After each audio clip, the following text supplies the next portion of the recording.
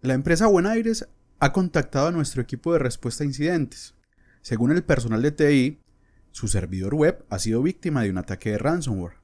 Hemos recibido un triaje realizado con la herramienta CAPE y hemos sido elegidos como los analistas encargados de este caso. Básicamente, el análisis siempre debe comenzar con los objetivos. Los objetivos son el componente clave de cualquier análisis. Antes de comenzar con el análisis debemos tener una comprensión detallada de lo que estamos intentando demostrar. Tener esos objetivos documentados y frente a nosotros durante el análisis también nos mantendrá enfocados en la tarea en cuestión, lo cual es importante para aquellos que tienen un calendario que cumplir o una orden de compra que autorice un número específico de horas para el análisis o la investigación, y esto es muy importante tenerlo presente. Cuando trabajes con el director o con el cliente, es una buena idea recordar que muy a menudo confían en tu experiencia como analista para guiarlos con respecto a los objetivos que se pueden alcanzar durante la investigación. El cliente tiene sus inquietudes, es normal, tiene sus problemas que debe abordar y en muchos casos tiene que tomar decisiones comerciales y seguramente tendrá alguien a quien debe responder. Por eso nosotros, como analistas, tenemos un trabajo que consiste en más que simplemente tomar lo que nos dicen y correr con eso. No, nosotros necesitamos establecer sus expectativas con respecto a la realidad de lo que se puede lograr con los datos disponibles, así como el marco de tiempo en el que se pueden lograr la consecución de todos los objetivos. Y tenemos aparte de eso que trabajar con el director o encargado del proyecto para desarrollar metas que tengan sentido, que se puedan cumplir y que sirvan para informar y sobre todo para satisfacer sus propias necesidades. El nivel de satisfacción del cliente es supremamente importante, por no decir lo más importante. El cliente siempre querrá encontrar todas las cosas malas y pagar una sola vez por el trabajo. Sin embargo, debemos imaginar un escenario como el siguiente. Imaginemos que un analista regresa de visitar al cliente con el objetivo de encontrar todas las cosas malas. Durante el curso del análisis encontró una carpeta llena de herramientas de hacking, así como indicaciones de que esas herramientas se habían utilizado, es decir, las evidencias de ejecución y todos los artefactos residuales de la ejecución de esas herramientas, ¿cierto? El analista redacta el informe y se lo envía al cliente, solo para recibir una respuesta negativa. No, ninguna de esas cosas era mala, de hecho hasta se esperaban. Entonces, ¿esto qué nos genera? Reproceso, incremento de costos y bueno, pérdida de tiempo. Todo esto se hubiera podido evitar mediante otros 15 o 20 minutos de conversación dedicados a determinar qué era lo malo a los ojos del cliente. Las metas deben ser claras, sucintas y alcanzables. Eso no significa que realmente encontremos lo que el director espera o el cliente espera. Más bien, lo que significa es que los objetivos deben ser alcanzables dentro del contexto de los datos disponibles. Por ejemplo, si el cliente apaga el sistema y quiere que algo solo esté disponible a través del análisis de memoria, entonces es necesario abordar sus expectativas sobre los objetivos del examen y posiblemente restablecer esos objetivos, redefinirlos o rediseñarlos. ¿Por qué? Porque si apagó el sistema, entonces ¿qué análisis de memoria vamos a hacer? Si apagaron el sistema antes de realizar el volcado y la extracción de la evidencia de la memoria, entonces ¿qué podemos encontrar si no hay volcado que analizar? Muy bien. En este caso nos han definido 6 objetivos. El primero, ¿cuál es el vector de entrada al servidor? El segundo, ¿desde qué dirección IP ha accedido el atacante? ¿Qué usuarios se han visto comprometidos? ¿Ha habido elevación de privilegios? En caso de haberla, ¿cómo lo ha conseguido el atacante? En caso de haber fallado, ¿en qué ha fallado? Luego nos dicen, si identificaste en la máquina un ejecutable malicioso, debes adjuntarlo en un fichero comprimido para que el equipo de análisis de malware lo analice. Y por último, nos piden que creemos una lista de los indicadores de compromiso encontrados. Para realizar el trabajo tenemos un máximo de 3 horas y 24 horas para redactar el informe sobre la investigación y las recomendaciones orientadas a la mitigación de las fallas encontradas durante el incidente. Muy bien. Digamos que la columna vertebral de la evidencia es el volcado de memoria, ya que contiene información crítica sobre el estado de ejecución del sistema, mientras el sistema estaba activo, por lo que es posible reconstruir el estado del sistema frente a objetos tan importantes como aplicaciones, archivos a los cuales accedían las aplicaciones, conexiones de red, usuarios, variables de entorno, entre otros no menos importantes. Sin embargo, la evidencia en sí misma es un conjunto interdependiente, por lo que en algunas ocasiones será más importante una u otra, pero siempre complementaria. Siempre será complementaria. Y siempre será obligatorio y parte de las buenas prácticas forenses definir una metodología clara y precisa frente a la consecución de los objetivos de la investigación. Es por esto que debemos definir un plan de guerra, un plan de análisis, o en otras palabras, una metodología de la investigación. Para poder realizar una investigación exitosa, siempre será primordial tener una metodología clara que nos encamine hacia la consecución de los objetivos previamente definidos. A partir de este momento vamos a implementar una metodología de investigación, la cual consistirá en las siguientes etapas. Primero, reconocimiento e individualización de la evidencia, extracción de la evidencia, individualización y clasificación de la evidencia, perfilamiento del sistema. Por otra parte, tenemos que conocer la herramienta por medio de la cual fue recolectada y extraída la evidencia. Luego, generación de insumos.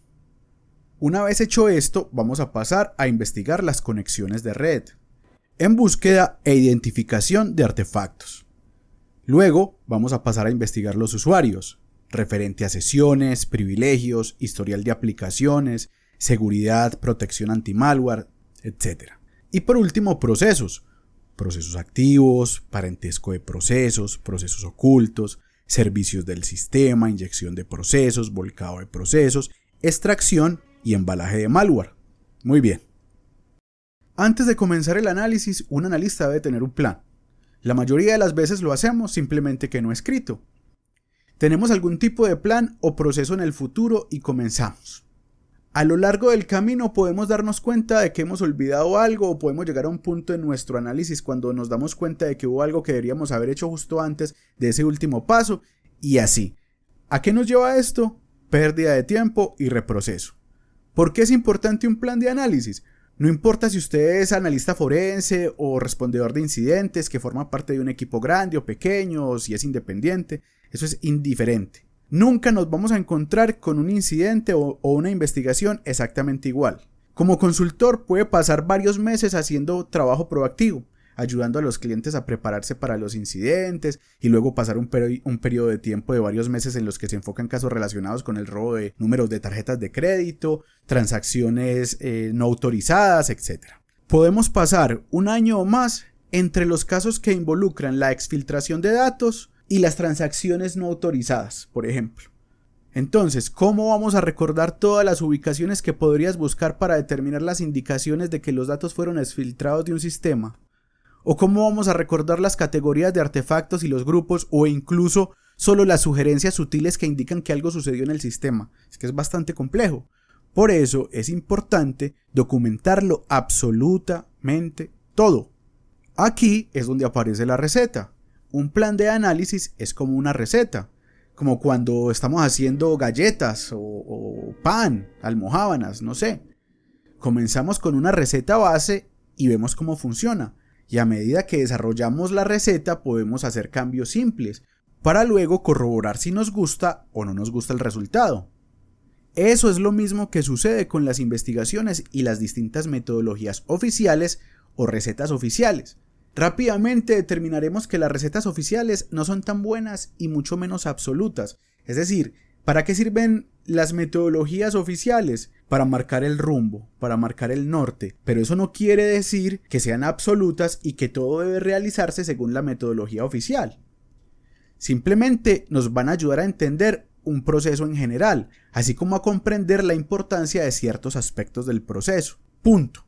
A partir de ahí, debemos comenzar a investigar y experimentar, probando diferentes combinaciones de herramientas como tácticas y técnicas diferentes, incluso procedimientos. Entonces, debido a que estoy siguiendo las recetas que yo mismo preparo, sé cuándo estoy cerca de algo que me gusta. Sé si lo pongo en la receta o si lo quito, y puedo volver a preparar esa receta nuevamente con un simple paso a paso. Lo mismo ocurre con el análisis. Utilizo un proceso para diversos tipos de investigaciones, ya sea detección de malware, seguimiento de la actividad del usuario, violaciones de datos, exfiltración de datos, etc. Por ejemplo, estamos trabajando en el proceso de detección de malware en una respuesta a incidentes. Tenemos una idea muy clara de que un sistema en particular está infectado con un troyano de acceso remoto, un RAT, basado en alertas de sensores de red que el cliente está recibiendo. Cuando tenemos acceso a la imagen adquirida de ese sistema, los indicadores son extremadamente escasos. Durante el examen posterior se reveló que no solo alguien con acceso al teclado había instalado la RAT, sino que también había tomado medidas para eliminar la RAT antes de que se adquiriera la imagen. Resulta que el sistema es una computadora portátil y había un archivo de hibernación que se había creado entre el momento en que se instaló la RAT y cuando se eliminó. El examen del contenido del archivo de hibernación reveló una gran cantidad de información extremadamente valiosa sobre el caso, incluido lo que el adversario había estado haciendo cuando accedió al sistema a través de la RAT. ¿Y qué debemos hacer con esto? Pues muy simple, añadir esta información a nuestro plan de análisis, a nuestra receta. ¿Para qué? Para casos posteriores similares. También debemos tratar de mantener esa receta actualizada. ¿Cómo? Incorporando nueva información y técnicas a medida que estén disponibles y obviamente eliminando también la información obsoleta. Otro aspecto importante que debemos tener en cuenta es que, al igual que preparar diferentes recetas, un plan de análisis variará, dependiendo de los objetivos o los propósitos de la investigación. El plan de análisis que utilizamos para detectar el malware, pues necesariamente será diferente del plan de análisis que utilizaremos, por ejemplo, para determinar si un empleado violó la política de uso aceptable del empleador. Y esto solo por dar un ejemplo. Cuando se trata de planes de análisis, nadie puede recordar todo, y ningún analista lo sabe todo. Ahí es donde entra un plan de análisis y su importancia después de que se nos asigna un caso. Después de haber discutido los objetivos con el director o el encargado del proyecto y tener al menos una idea de qué datos podríamos esperar, imágenes, volcados de memoria, registros, captura de paquetes, eventos, etc. Ahora bien, ese plan de análisis puede cambiar durante el curso del análisis, ya que es posible que algunas cosas no funcionen como esperábamos. Por ejemplo, los registros pueden no estar completos, o no estar en el formato que esperábamos, o incluso no existir. ¿Qué quiere decir esto? Pues muy simple, que la mayoría de las veces debemos hacer ajustes al plan. Personalmente, yo tiendo a dejar las cosas en el plan y no a eliminarlas, porque no sé si serán valiosas más adelante, es mejor que sobre y no que haga falta. Lo más probable es que agreguemos pasos al final o a lo largo del camino, a medida que vamos investigando y aprendamos cosas nuevas, y probablemente el plan se verá mucho más diferente cuando terminamos que cuando comenzamos. Muy bien.